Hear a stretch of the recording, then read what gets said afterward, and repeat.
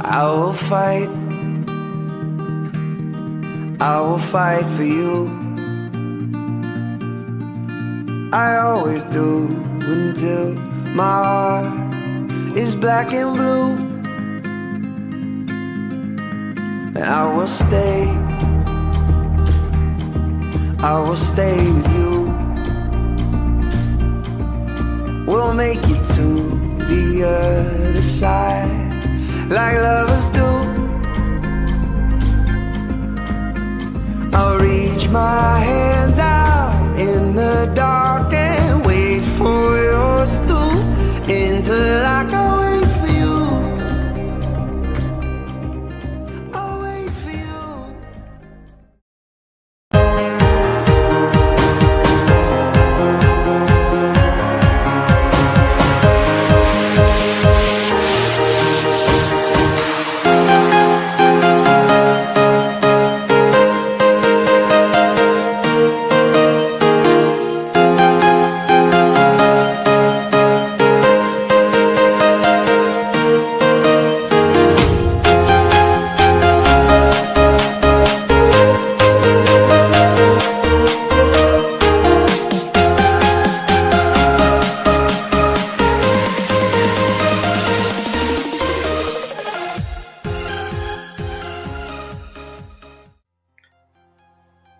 Di kelas 11 semester 1 itu terdapat 3 bab yang akan kita pelajari.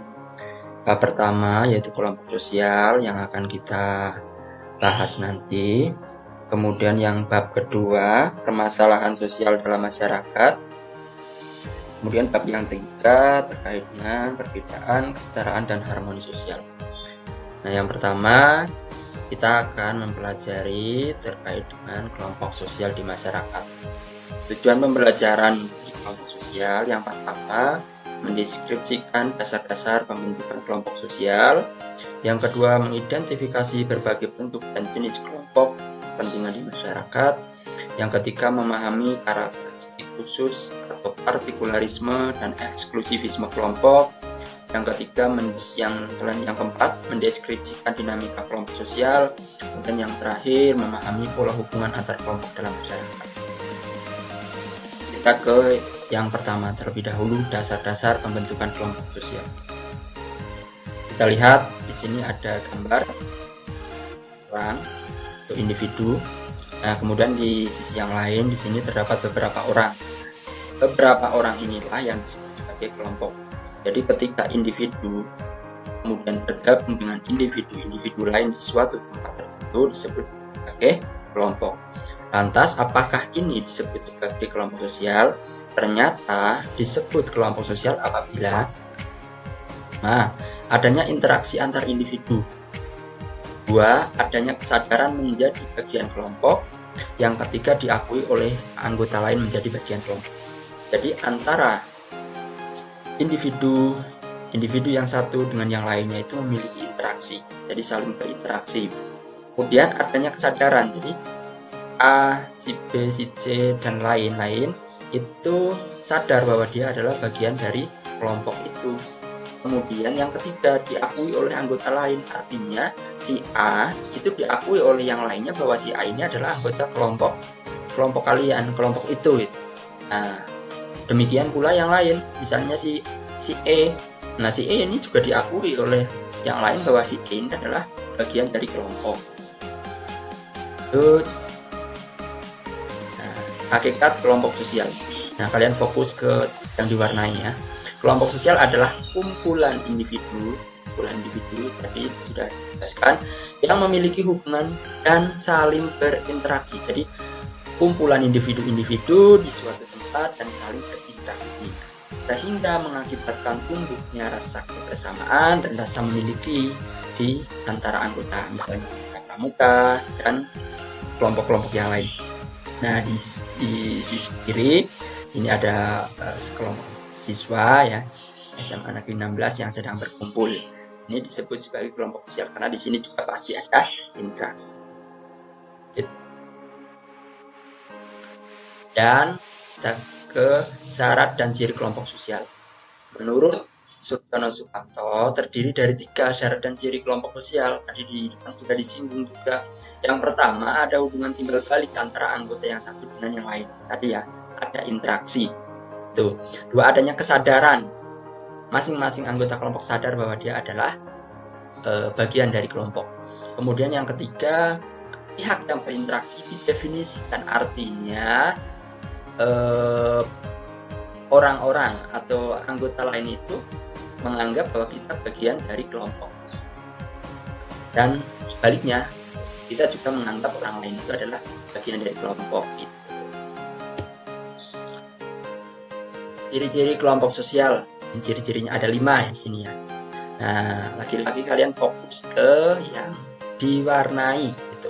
Yang pertama, kelompok sosial adalah satu kesatuan yang nyata, dapat dikenal dan dapat dibedakan kelompok sosialnya. Artinya kelompok sosial, kelompok itu benar-benar ada gitu. Ya, secara legal maupun secara ini, jadi ada kelompoknya itu ada. Yang kedua, tiap anggota kelompok sosial merasa memiliki kepentingannya sama, punya kepentingan sama sehingga mereka berkelompok. Gitu. Yang ketiga, tiap kelompok sosial memiliki struktur sosial yang ada. Hal ini memiliki kedudukan tertentu. Gitu. Misalnya ada ketuanya, ada wakil, ada sekretaris bendahara kalau di masyarakat, RT, Pak RW, Pak Lurah. Nah, masing-masing itu mempunyai perannya masing-masing. Tiap anggota kelompok sosial memiliki peran yang berbeda tadi ya.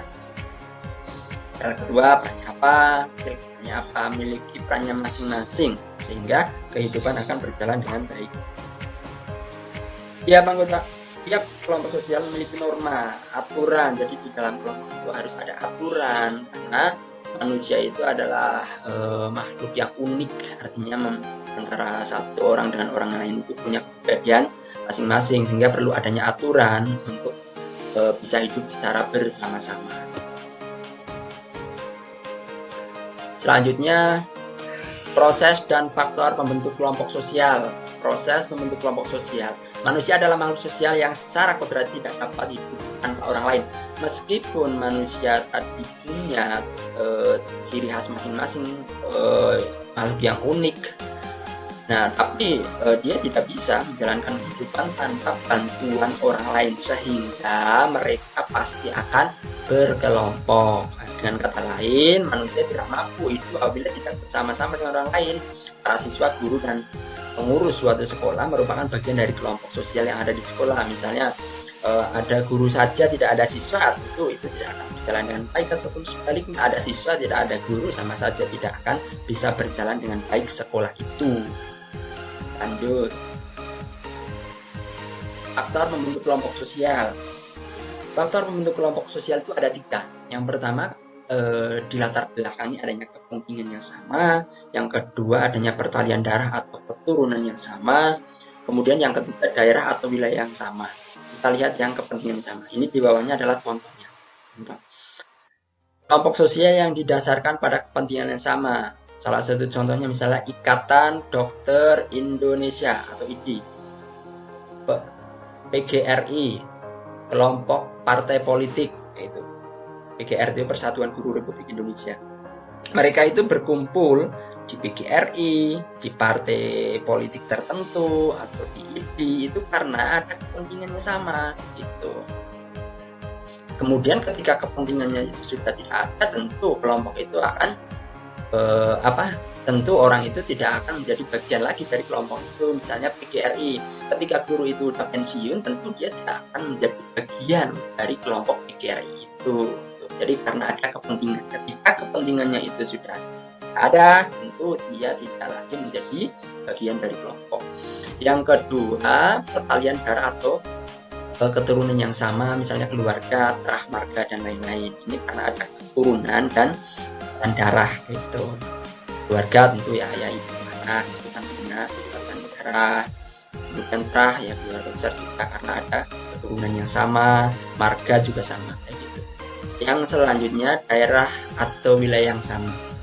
Jadi ada juga kelompok yang dia itu terbentuk karena adanya kesamaan wilayah. Misal, ini contohnya komunitas perantau Sunda di Jakarta. Gitu. Jadi mereka membentuk suatu komunitas di Jakarta karena kesamaan daerah asal dari Sunda misalnya, atau contoh lain misalnya komunitas perantau Jawa di Lampung misalnya. Itu karena mereka membentuk kelompok karena merasa ada kesamaan wilayah yang sama sehingga